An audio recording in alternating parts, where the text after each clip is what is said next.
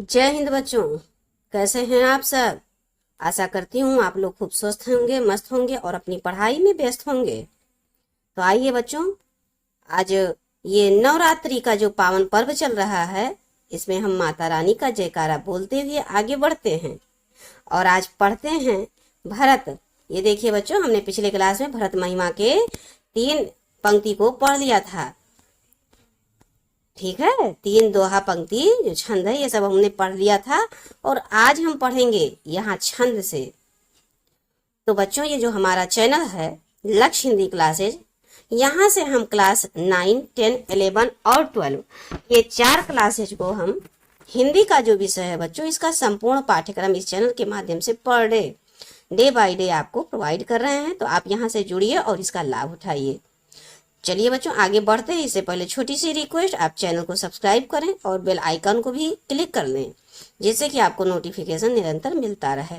और बच्चों, इस वीडियो को लाइक करें और अपने फ्रेंड सर्कल में शेयर करने का प्रयास अवश्य करें। तो आइए बच्चों, अब हम लोग आगे बढ़ते हैं। यहाँ पर छंद को पढ़ा जाएगा, फिर इसके अर्थों को देखा जाएगा और उसके बाद में इसके भाव को समझा जाएगा। आप तो जानते हैं तुलसीदास द्वारा रचित भरत महिमा है, तो यहाँ पर भरत के महिमा के बारे में गुणगान होगा बच्चों। तो आइए, सबसे पहले हमारे साथ में आप भी पढ़िए। सन्मान सूर्य मुनि बंदी बैठे, उत्तर दिश देखत भय। नभ धूरि खग मृग भूरि, भागे विकल प्रभु आश्रम गए। तुलसी उठे अवलोक कारण, काह चित सचकित रहे। और सब समाचार की रात को लही, आयते ही अवसर कहे। सुनत सुमंगल बैन मन, प्रमोद तन पुलक भर। और शरद सरोरु नयन, तुलसी भरे स्नेह जल। तो इसके अर्थों को थोड़ा बहुत पहले देख लेते हैं बच्चों कि अर्थ में क्या है। यहाँ पर सुर, आप तो समझते हैं सुर का अर्थ देवता से है, बहुत पहले से ही आप जान रहे हैं। उत्तर दिश अर्थात उत्तर दिशा की ओर। ये देखिए, उत्तर दिश मतलब उत्तर दिशा की ओर। और धूरी का अर्थ आप जानते हैं बच्चों, ये अवधी भाषा है तो ये धूरी का अर्थ धूल से होगा, धूल। और खग, खग का अर्थ पक्षी होता है बच्चों। खग मृग, पक्षी, मृग, भूरि, भागे, ये सब। भूरि मतलब बहुत अत्यधिक। भूरि का अर्थ क्या होता है? भूरि अर्थात अत्यधिक। अवलोक अर्थात देख कर। क्या? अवलोक देख कर। तुलसी उठे अवलोक अर्थात तुलसी उठ गए अवलोक देख कर। बैन वचन, यहाँ पर बैन का अर्थ बच्चों वचन से होगा। जो बैन गाड़ी चलता है ना, बैन, उसको नहीं। बैन का अर्थ यहाँ पर वचन से होगा। तो अब आइए थोड़ा बहुत और देख लेते हैं। पहले हमने सरोरु भी देख लेते हैं बच्चों। सरोरु, ये देखिए, है ना। तो सरोरु का अर्थ कमल से है। क्या? कमल। बैन वचन। अब आइए बच्चों, हम लोग थोड़ा सा पहले इसके प्रसंग को देख लेते हैं। क्यों? क्योंकि संदर्भ तो आप जान ही जाएंगे। क्या? कि प्रस्तुत पद्यांश हमारी पाठ्य पुस्तक खंड काव्य से तुलसीदास द्वारा रचित भरत महिमा, रामचरितमानस के भरत महिमा से लिया गया है। रामचरितमानस से भरत महिमा का मतलब शीर्षक से उद्धृत किया गया है, अर्थात या लिया गया है। आप दोनों भी लिख सकते हैं, लेकिन यहाँ प्रसंग पे आप फोकस कीजिएगा बच्चों। क्वेश्चन पूछ लेता है 2 नंबर का क्वेश्चन कि प्रस्तुत पद्यांश में प्रसंग लिखिए, पंक्ति का प्रसंग लिखिए। तो आप क्या यहाँ पर कहेंगे? यहाँ पर भरत जी के आगमन की तो बात हो रही है, पिछली क्लास में हमने देखा है बच्चों।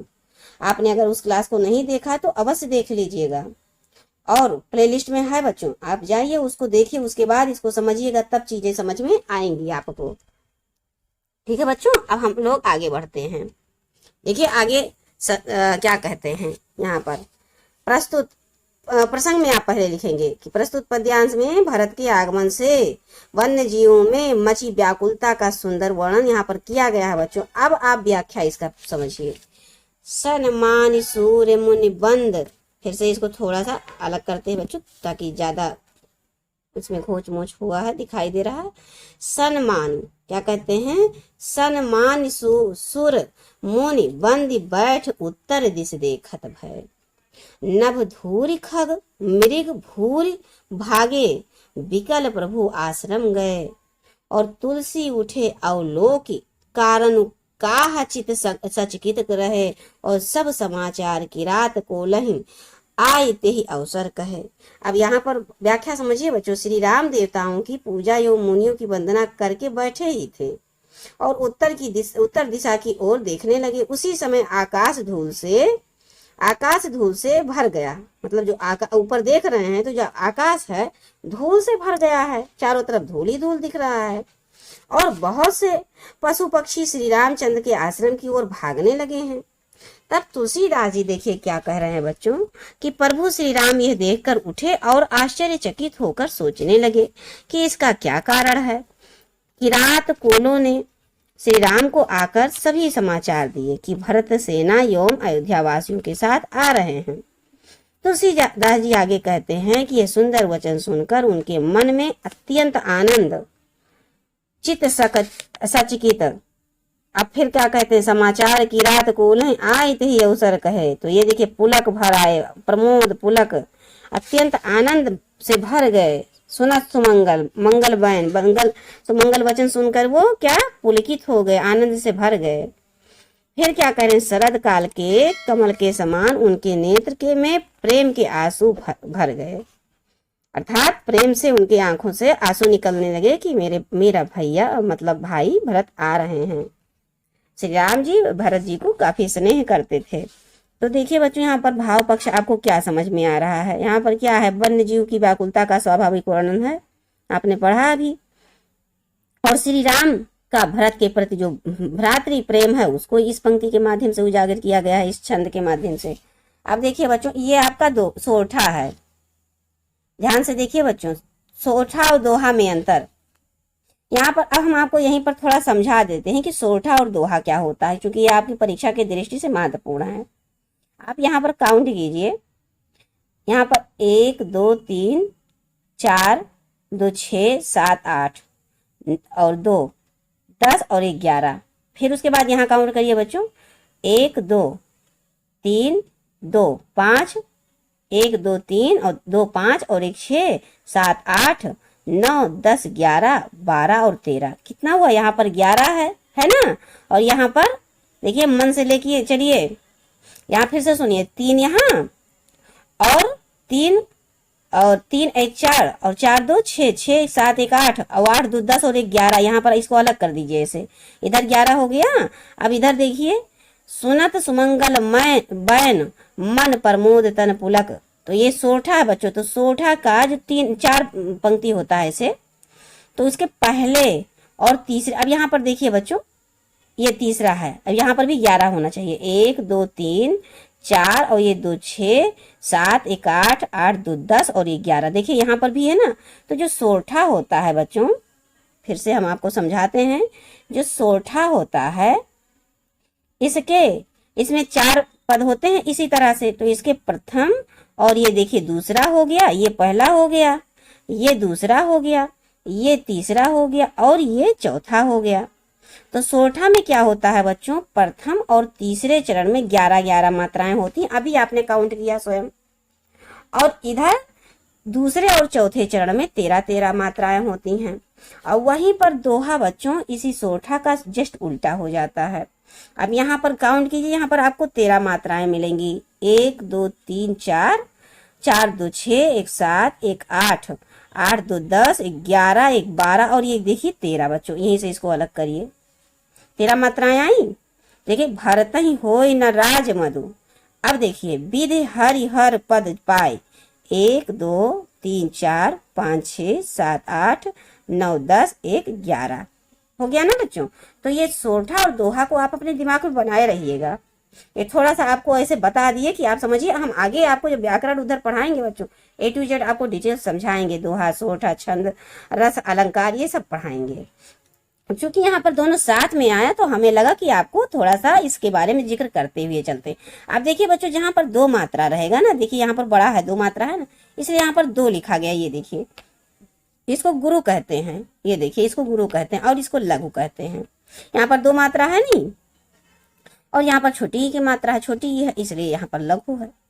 इसी प्रकार से बच्चों दोहा और सोरठा में, सोरठा में क्या होगा 11 और 13, और दोहा में क्या होगा 13 और 11। ये थोड़ा सा कंफ्यूजन रहता है, लेकिन इसीलिए इसको साथ में पढ़ा जाएगा, डिटेल में उदाहरण के साथ पढ़ा जाएगा। अब आइए बच्चों, इसका दोहा का थोड़ा सा अर्थ हम लोग समझ लेते हैं पहले, उसके बाद फिर आगे बढ़ते हैं।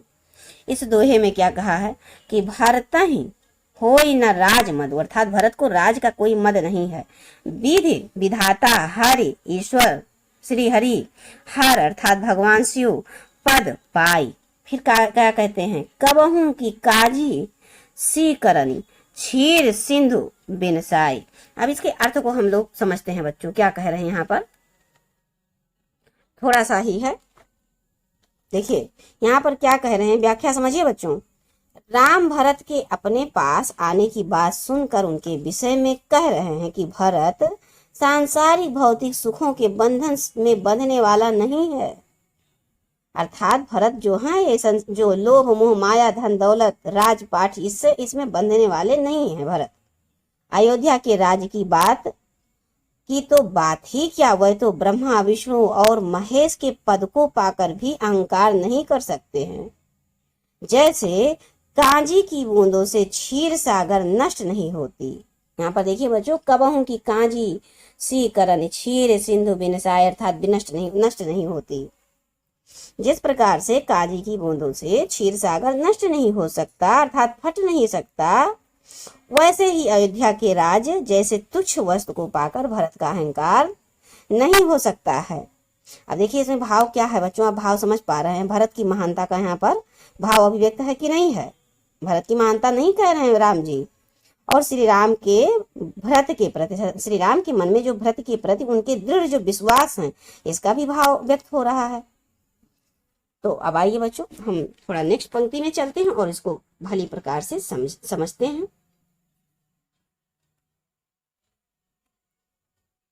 सबसे पहले हम इसको हाईलाइट करेंगे और आप भी हमारे साथ पढ़ेंगे बच्चों, क्योंकि जितनी बार पढ़ेंगे, पढ़ने मात्र से आपका 80% तो आप वैसे ही हल कर पाएंगे।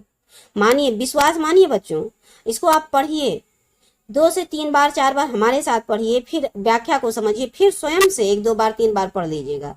आप 80% क्वेश्चन ऐसे क्वेश्चन आएगा और आप हल कर लेंगे पढ़ने मात्र से, क्योंकि चीजें क्लियर होती हैं हम जितनी बार पढ़ते हैं बच्चों।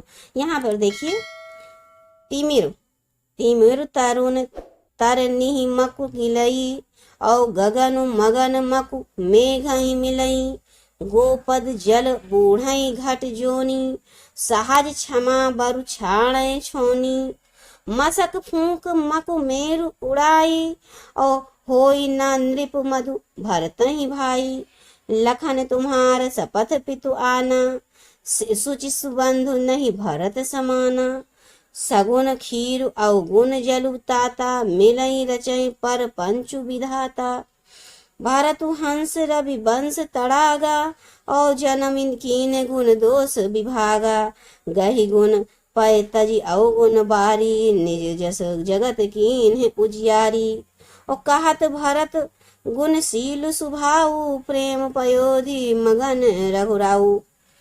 अब इसके भावार्थ को समझिए बच्चों आप, भाव इसमें क्या दिया है। यहाँ पर भरत के निश्चल एवं निर्लिप्त स्वभाव के बारे में श्री राम का दृढ़ विश्वास और भ्रातृ प्रेम व्यक्त हो रहा है बच्चों।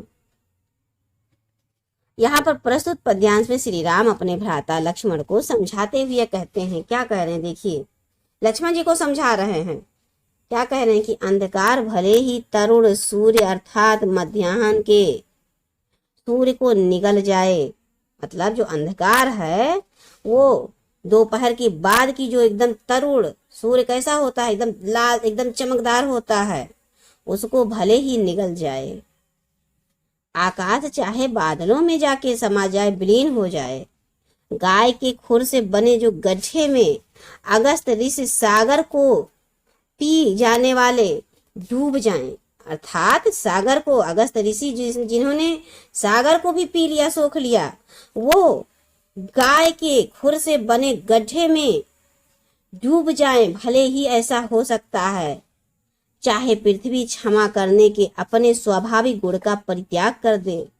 पृथ्वी सबसे ज्यादा क्षमाशील है बच्चों।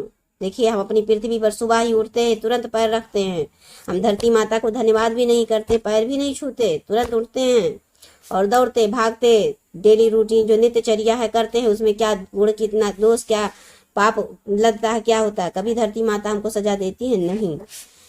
उनके वो बहुत ज्यादा क्षमाशील हैं, इसलिए यहाँ पर तुलना दिए हुए हैं उदाहरण के रूप में श्री राम जी की। चाहे पृथ्वी क्षमा करने के अपने स्वाभाविक गुण को भी त्याग दे, या चाहे मच्छर की हल्की फूंक से भारी सुमेरु पर्वत उड़ जाए, ऐसा हो सकता है, ऐसा भी हो जाए, परंतु भरत को राज्य की प्राप्ति का अभिमान नहीं हो सकता। ये लक्ष्मण जी को समझा रहे हैं बच्चों।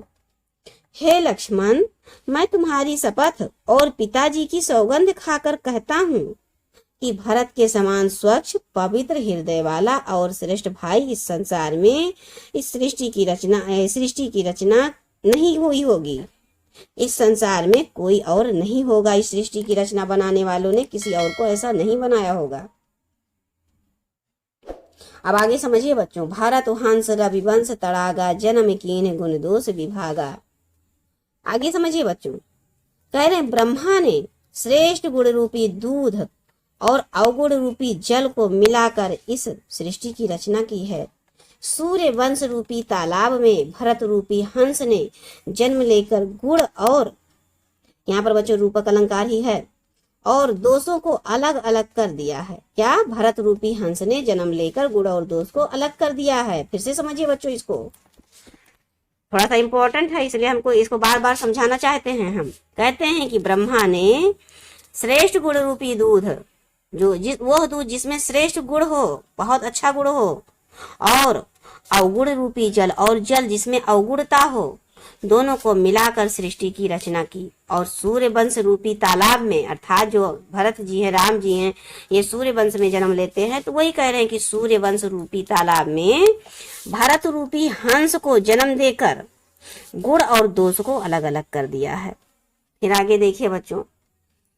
गहि गुण पय तज अवगुण बारी, गहि गुण तज प अवगुण बारी, निज जस जगत कीन उजियारी। कहत भरत गुण शील स्वभाव, प्रेम पयोधि मगन रघुराऊ। यहाँ पर समझिए बच्चों, उन्होंने गुण रूपी दूध को ग्रहण करके अवगुण रूपी जल को त्याग दिया है और अपने यश से संपूर्ण जगत को, संपूर्ण संसार को आलोकित किया है। ऐसा भरत के बारे में कह रहे हैं श्री राम जी।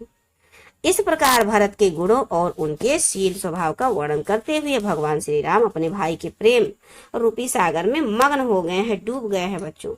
अब यहाँ पर आप भाव क्या समझ पा रहे हैं? भ्रातृ स्नेह ही तो समझ पा रहे हैं। किसका? श्री राम जी का। किसके प्रति? भरत जी के प्रति।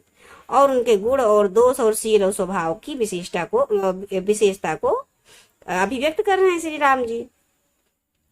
और क्या भाव है बच्चों? भारत के विवेक और महानता के भाव को कवि ने हंस के रूपक द्वारा प्रभावी रूप से व्यक्त किया है, बहुत ही प्रभावी ढंग से व्यक्त किया है बच्चों तुलसीदास जी ने। अब आइए हम नेक्स्ट क्वेश्चन पे, नेक्स्ट पंक्ति पे चलते हैं बच्चों।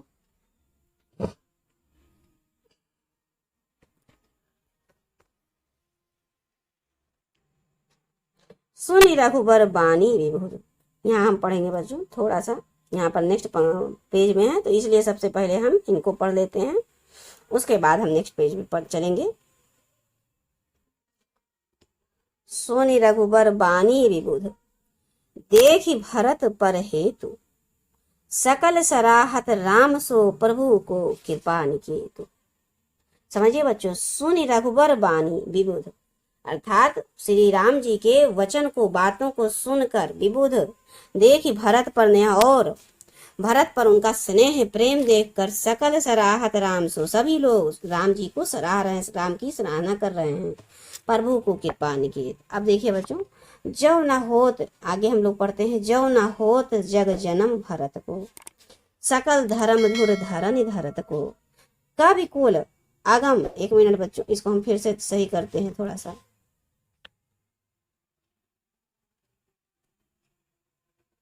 एक मिनट, थोड़ा सा धैर्य बनाए हुए आप लोग निरंतर। हाँ, अब ये ठीक रहेगा।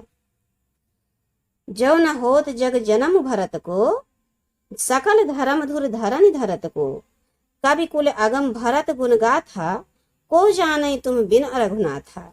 लखन राम सिए सुने सुरबानी, और अति सुख लहेउ न जाई बखानी। यहाँ भरत सब सहित सहाय, मंदाकनी पुनीत नहाए। अब देखिए बच्चों, यहाँ पर वर्णन कर रहे हैं श्री राम जी भरत जी के विशेषता को बताते हुए, और उधर क्या है कि भरत जी के साथ सब लोग वहां मंदाकिनी नदी पर स्नान करने के लिए गए हैं। अब थोड़ा सा इसकी पंक्ति नीचे है, पहले इसकी भावार्थ को हम लोग समझ लेते हैं बच्चों। विबुध का अर्थ यहाँ पर देवता से है बच्चों, जैसे विबुध हेतु मतलब कारण होता है बच्चों, लेकिन यहाँ पर अर्थ प्रेम से लिया गया है, प्रेम है। कृपा निकेत मतलब कृपा के धाम, कृपा निकेत अर्थात बच्चों जिनमें कृपा की असीम, कृपा दया की असीम क्षमता है। तो देखिए सकल मतलब आप जानते ही संपूर्ण संसार की बात हो रही है, सकल संपूर्ण संसार। धुर धुरी, धुर वो धुरी एक स्थान की बात कर रहे हैं, धुर धुरी इस पृथ्वी की धुरी पर, धरणी अर्थात पृथ्वी पर, पृथ्वी की धुरी पर। धरत धारण धरना मतलब धरत अर्थात धारण नहीं कोई करता। अगर भरत नहीं जन्म लिए होते हैं तो ये जो क्या कहते हैं धर्म है, इसका धारण ही नहीं हो पाता इस पृथ्वी पर। तो यही भाव है बच्चों। आइए हम व्याख्या को समझते हैं, व्याख्या के द्वारा इसके। पहले तो यहाँ पर प्रसंग देखते हैं कि कैसे प्रसंग आप लोग लिखेंगे। तो देखिए बच्चों क्या लिखेंगे, ध्यान से सुनिए इसको। राम से मिलने के लिए जाते समय भरत के मन में जो क्या उठी, जो शंकाएं उठी हैं, तर्कों का वर्णन कवि ने प्रस्तुत काव्यांश में किया है। मतलब इस पंक्ति के माध्यम से जब आप वहां जा रहे हैं भरत जी, तो उनके मन में कुछ शंकाएं उठ रही हैं, वही भरत के मन में। और इधर तो आपने यहाँ पढ़ा ही कि मतलब राम जी क्या है, भरत की सराहना ही कर रहे हैं भरत जी की। तो आइए व्याख्या को समझते हैं, राम जी क्या कह रहे हैं। राम के मुख से, राम जी के मुख से भरत के गुणों का बखान सुनकर तथा भरत के प्रति उनका प्रेम देखकर देवता उनकी श्री राम की सराहना करने लगे। और श्री राम के समान कृपा के धाम प्रभु और कौन हो सकते हैं। अर्थात बच्चों उनके समान कृपालु कोई और नहीं है इस संसार में। कवि का कहने का यही तात्पर्य है। आगे फिर कहते हैं कि सभी देवगण आपस में भरत के गुणों की चर्चा करने लगे। यदि संसार में भरत का जन्म नहीं हुआ होता तो पृथ्वी पर संपूर्ण धर्मों की धुरी को कौन धारण करता। अर्थात धर्म का रूप है कौन, भरत जी धर्म का प्रतिरूप हैं, धर्म को धारण किए हुए हैं। आगे कवि कहते हैं, कवि के कहने का तात्पर्य यह है कि इतनी सूक्ष्म दृष्टि से धर्म का पालन और कौन कर सकता है भरत के अलावा। बच्चों कवि कह रहे हैं कि भरत के गुणों की कथा को रघुनाथ जी के अतिरिक्त और कोई नहीं जान सकता। तुलसीदास जी क्या कह रहे हैं कि जो भरत जी के जो गुण हैं उनको श्री रघुनाथ के, यहाँ देखिए, को जाने तुम बिन रघुनाथ, यहाँ कवि कुल अगम भरत गुण गाथा, को जाने तुम बिन रघुनाथ, मतलब श्री राम जी के बिना के सिवा और कोई उनके गुण का गान नहीं कर सकता।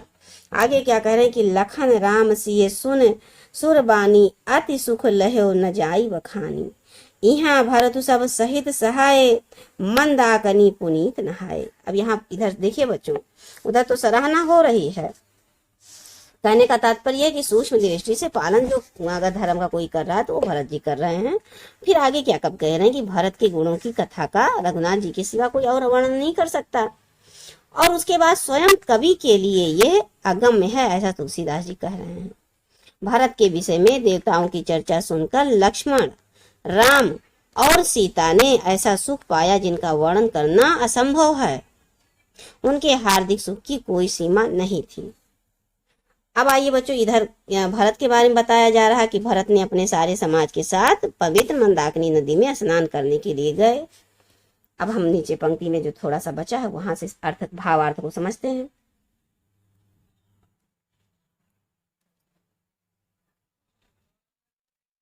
अब देखिए बच्चों, पढ़िए, यहाँ पर हमारे साथ आप भी पढ़िए, बार बार पढ़िए, पढ़ने से क्वेश्चन क्लियर होंगे। आपके दिमाग में व्याख्या अगर समझ लिए अच्छे से तो सारे क्वेश्चन कर पाएंगे बच्चों। सरित समीप राखी सब लोगा, मांगी मात गुर सचिव नियोगा, चले भरत जहाँ सिए रघुराई, साथ निषाद नाथ लघु भाई, समुझ मात करतब सकुचाही, करत कुतरक कोटि मन माही। कुतरक तर्क कर रही, मतलब विचार कर रही हैं, उल्टे सीधे विचार मन में आ रहे हैं। राम लखन सिए सुने मम नाऊ, और उठ जन अनत जाहि तज ठाऊं। ध्यान से समझिए बच्चों इसके व्याख्या को। कह रहे हैं कि सरित समीप, सरित अर्थात नदी के समीप, राखी सब लोगा, मांगी मातु गुर सचिव नियोगा, और फिर उसके बाद में चले भरत जहाँ सिए रघुराई, मतलब नसरित के समीप सब लोग थे, इन्होंने स्नान किया। फिर गुरु से और माता से आज्ञा लेकर आगे बढ़ रहे हैं। कहाँ? जहाँ सिए रघुराई हैं। साथ निषाद नाथ लघु भाई, और साथ में निषाद राज भी जा रहे हैं, छोटे भाई के समान। समझ मातु कर्तव्य सकुचानी, कर्तव्य, इस कर्तव्य को माता समझ रही है और सब संकोच कर रही हैं। करत कुतरक, और मतलब विचार कर रही, उल्टे सीधे विचार मन में आ रहे, कोटि मनमाही, बहुत करोड़ों विचार दिमाग में आ रहे हैं। राम लखन सिए सुन मम नाऊ, मतलब राम और लखन के नाम और सीता जी के नाम सुनकर उठ जनि अनत जाहि तनि तज ठाऊं। अब उस समय को याद कर रही हैं बच्चों। यहाँ पर समझिए, भरत ने अपने सारे समाज को लेकर कहाँ? पवित्र मंदाकिनी नदी पर स्नान करने गए। और फिर क्या हुआ? माता, गुरु और मंत्री की आज्ञा लेकर निषाद राज एवं शत्रुघ्न के साथ क्या सीता और राम जहाँ रहते थे वहां जाने के लिए प्रस्थान कर दिए। भरत जी अपनी माता कैकेयी की करनी को याद करते हुए अपने मन में मुस्कुराते हैं।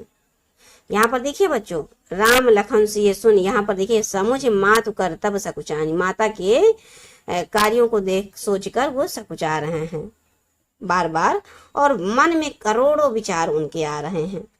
वह अपने मन में अनेक कोटि कुतर्क करते हुए सीता और राम एवं राम उनका नाम सुनकर उस स्थान को छोड़कर कहीं दूसरी जगह न चले जाएं, ऐसे तमाम प्रकार के विचार भरत जी के मन में आ रहे हैं। अब आइए बच्चों देखिए दोहा, यहाँ पर अब दूसरे दोहे पर हम लोग चलते हैं। ये काफी लंबा है ये चैप्टर, इसमें आपको मिलेगा, आप अभी तो आप पढ़ रहे हैं भरत महिमा को, और उसके बाद आप पढ़ेंगे कवितावली लंका दहन को, तो इसीलिए हम लोग थोड़ा थोड़ा पढ़ रहे हैं। ध्यान दीजिए बच्चों, आप निरंतर बस फोकस से थोड़ा थोड़ा पढ़ते जाइए, बिल्कुल भी टेंशन ना लीजिए, आप थोड़ा थोड़ा बस पढ़ते रहिए हमारे साथ।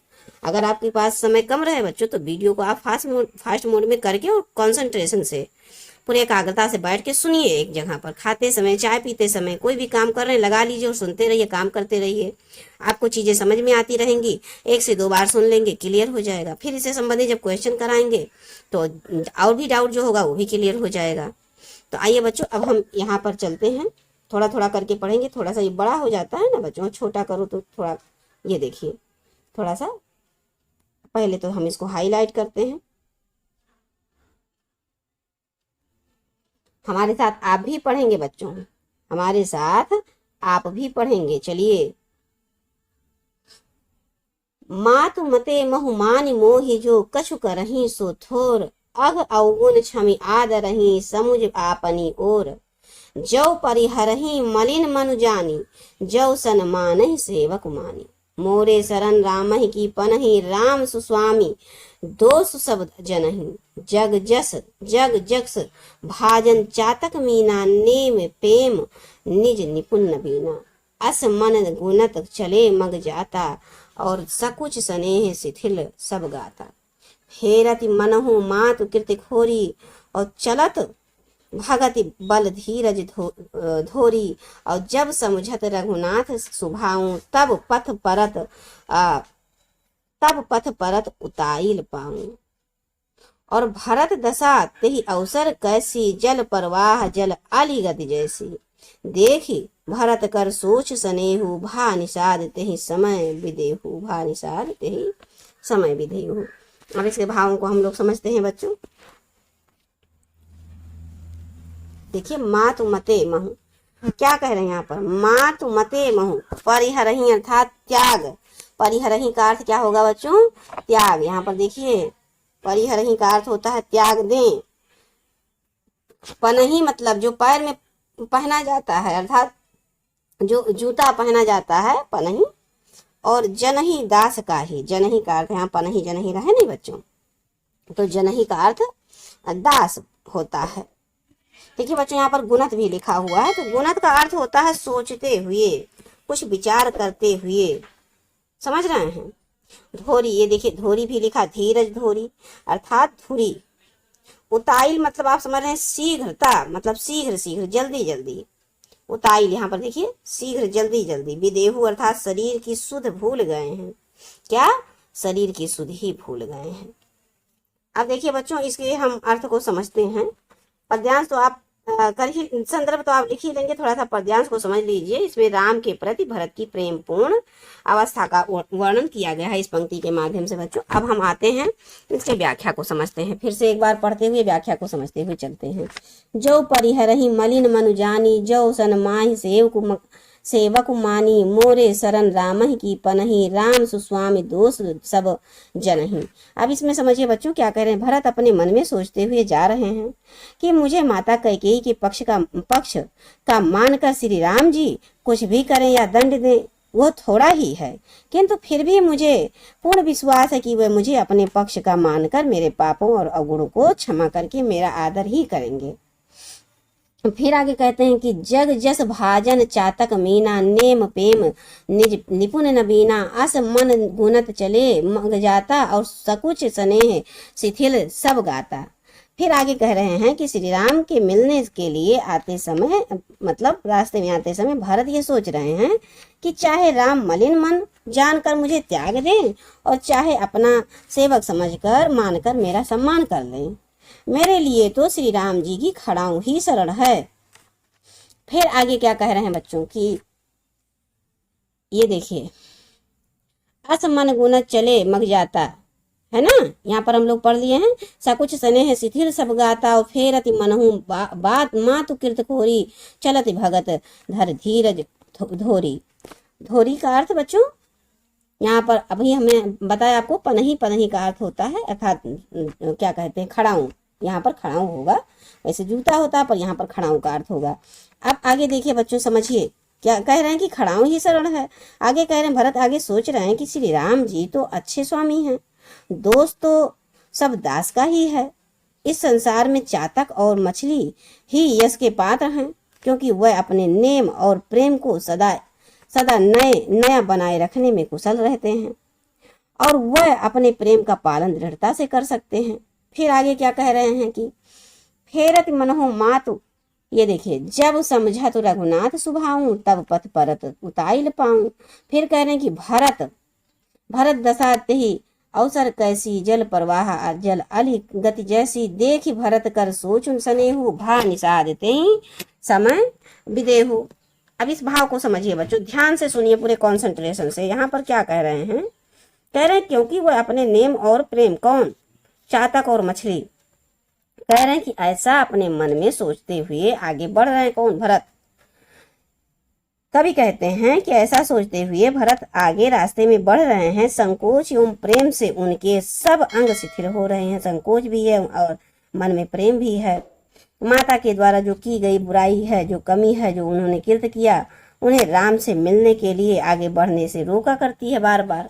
किंतु धीरज की धुरी को धारण किए हुए वह भरत भक्ति के सहारे आगे बढ़ रहे हैं। कहाँ, राम से मिलने के लिए।